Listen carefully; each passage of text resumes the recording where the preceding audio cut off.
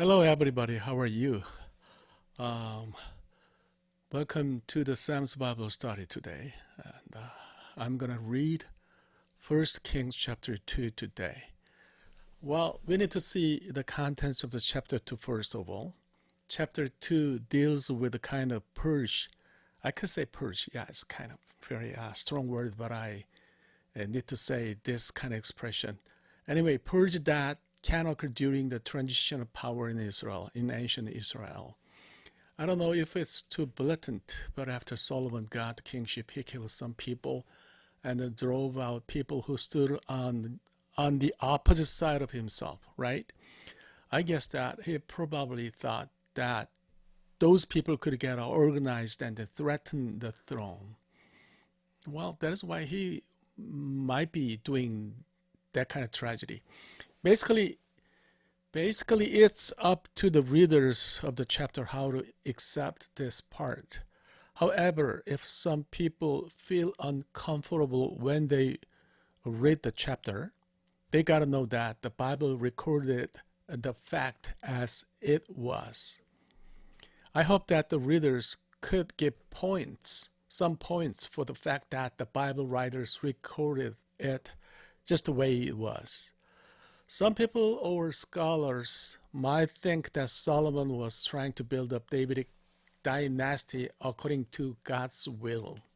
Well, that's okay. So they think it's okay that the people who oppose Solomon should have been killed or driven out.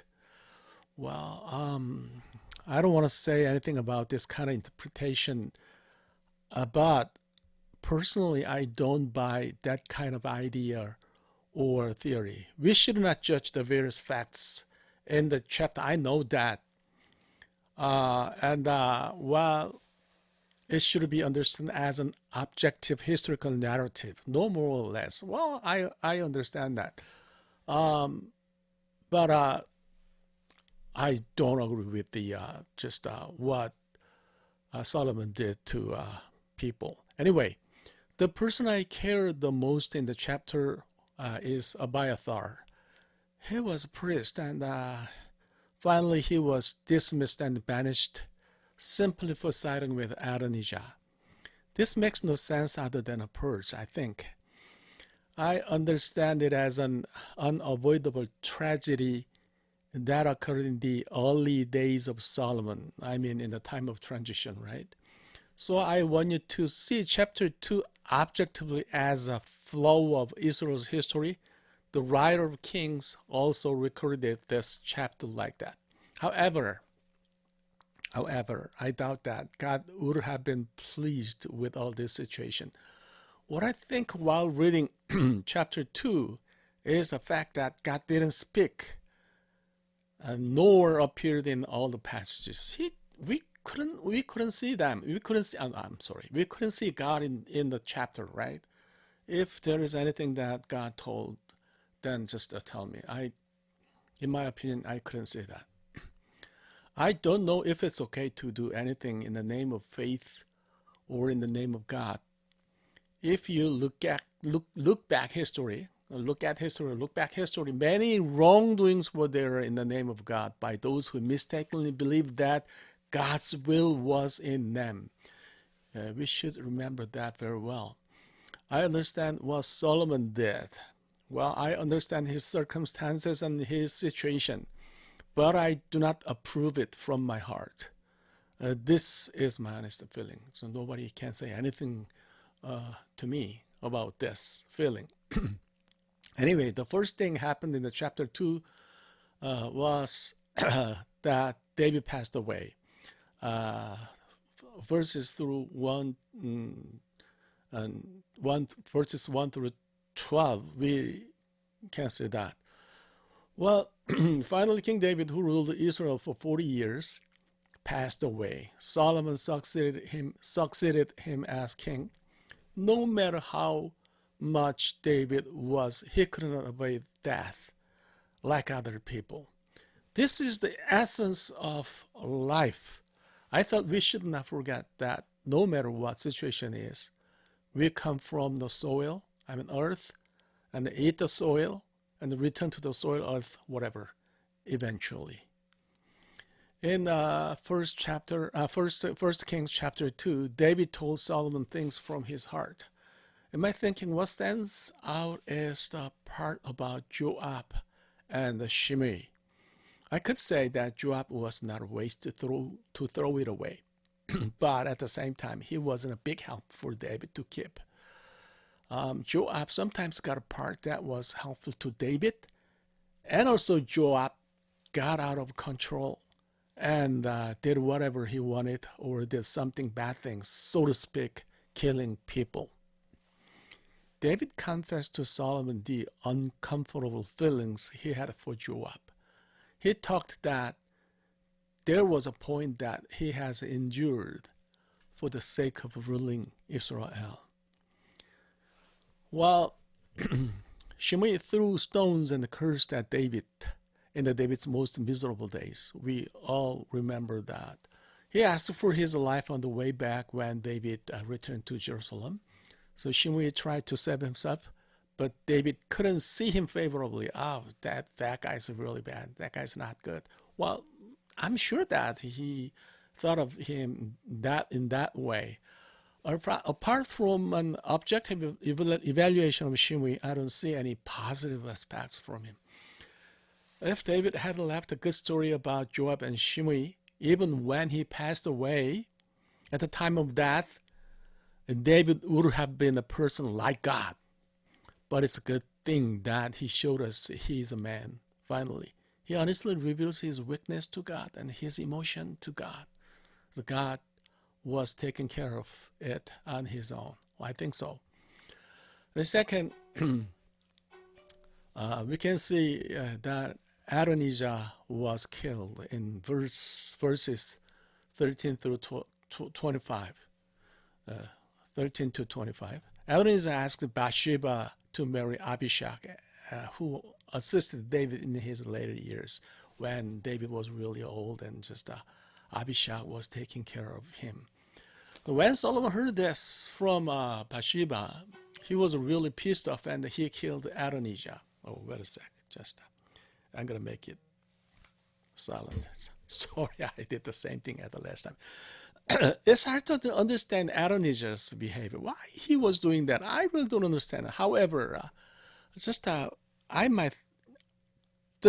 kind of thinking just comes to my mind. While in the ancient Middle East, when a son killed or kicked out his father and became a king, that happened. That kind of thing happened a lot. We're pastors anyway. Oh, I shouldn't say that because I'm a pastor? I don't know. Anyway, there was a case that the son deliberately slept with his father's concubine. By doing that, he showed the whole world that he was in power. According to the 2 Samuel chapter 6, Absalom, whatever. In Hebrew, Absalom. Absalom also committed such bad thing. Well, anyway, in that case, thinking of that in your mind, let's see the thing that happened to Adonijah and Solomon. Well, asking for a wife who was related to his father was a very sensitive problem to Solomon, I think. He might think that there was something behind the asking. He smelled something about betrayal. Yeah, that might be possible. So feeling that he could rebel at any moment, Solomon killed him. This is also not a part that can be judged as good or not. However, I think Adonijah was a bit foolish. He was not good. His behavior was, well, not that smart. I don't think. Well, I think he was a very smart guy, but after he was failing to get the throne, then maybe, well, he was kind of just getting weird. That's what I think. And next to the story was Abiathar's exile. Abiathar was exiled to Anatot in Hebrew. It's a Anat's plural form, actually. Anat is a very famous goddess in the Canaan religion, right? Anyway, that means there were a lot of Anat statues, something like that, in that area. Whatever. I'm going to have another chance to talk about it later. After Solomon became a king, he was dismissed for just one reason, for siding with Adonijah. It may seem absurd in today's world, but we need to consider that the authority of the priests at the time was really great. Then Solomon's action was completely understandable. Anyhow, his official life, Abiathar's official life ended here. Next is Joab.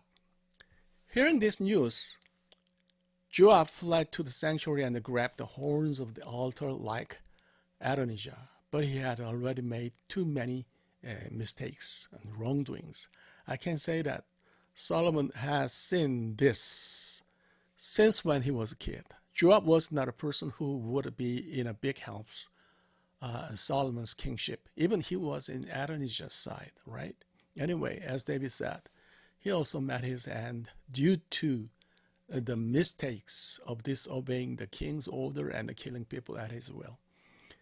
Well, the last was the Shimei. Solomon told Shimei not to leave Jerusalem, but Shimei broke his promise.